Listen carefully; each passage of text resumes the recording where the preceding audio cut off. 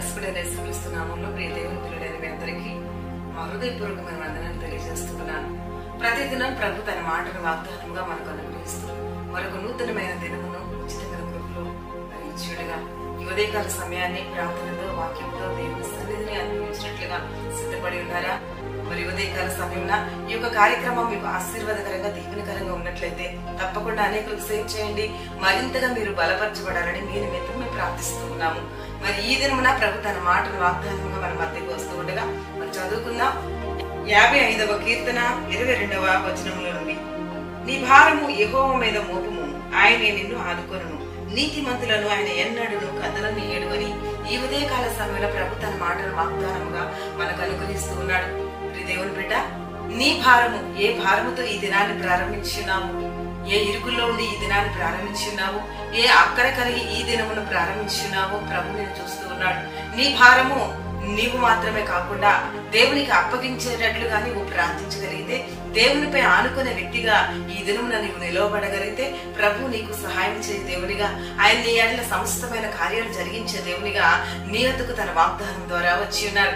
మరి బైబిల్ గ్రంథంలో చూసినట్లయితే ఇశ్రాయేలు ప్రజలు ఐగుప్తుల కింద భయంకరమైన దాసత్వాన్ని చేస్తూ, భయంకరమైన వెట్టి చాకరీ చేస్తూ, భయంకరమైన ఆ భారాన్ని మోయలేని స్థితిగా వారు అనుభవిస్తున్న ఆ దినాలలో దేవుని వారు జ్ఞాపకం చేస్తున్నారు, దేవుని వారు స్తుతిస్తూ ఉన్నారు, దేవునిపై తమ భారాన్ని వేస్తూ ఉన్నారు. దేవునిపై తమ భారాన్ని వేస్తూ మమ్మల్ని రక్షించు ప్రభు, మమ్మల్ని విడిపించు ప్రభు అని వారు ప్రార్థించినట్లుగా బైబిల్ గ్రంథంలో మనం చూస్తూ ఉంటాం. అదే విధంగా ప్రార్థన ఆలకించిన దేవుడు వారిని విడిపించాడు. ఆ యొక్క భారం నుండి వారిని తప్పించి వారికి విడుదల ఇచ్చినట్లుగా మరి లేఖనాల్లో మనం చూస్తూ ఉంటాం. అదే విధంగా ఈ ఉదయకాల సమయమున ఏ స్థితిలో, ఏ పరిస్థితిలో ఉన్నావో, ఏ అనారోగ్యమైన భారముతో ఉన్నావో, ఏ రకమైన ఆర్థికమైన భారంతో ఉన్నావో, అప్పులు అనే భారముతో ఉన్నావో, నీకున్న ప్రతి ఆలోచన ఎరిగిన దేవుడు, నీకున్న ప్రతి సమస్యను తొలగించే దేవుడు నీ యొద్దకు వాక్కు ద్వారా వచ్చి ఉన్నారు. నీ భారాన్ని ఈ దినమున దేవునికి అప్పగించు.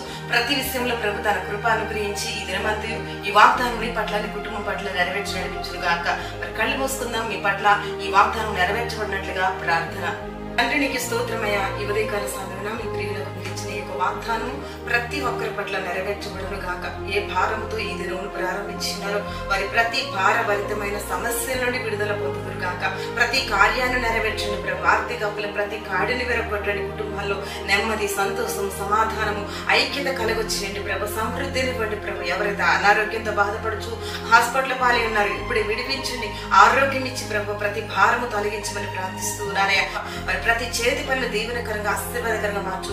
ప్రతి భారమైన ఆ యొక్క అనుభవం నుండి ప్రతి ఒక్కరిని విడిపించండి ప్రభా. ఈ దినములనే నూతనంగా ఈ మాటలు వింటున్న ప్రతి ఒక్కరు నీ యొక్క వాక్కు చేత ఆదరించబడదురు గాక.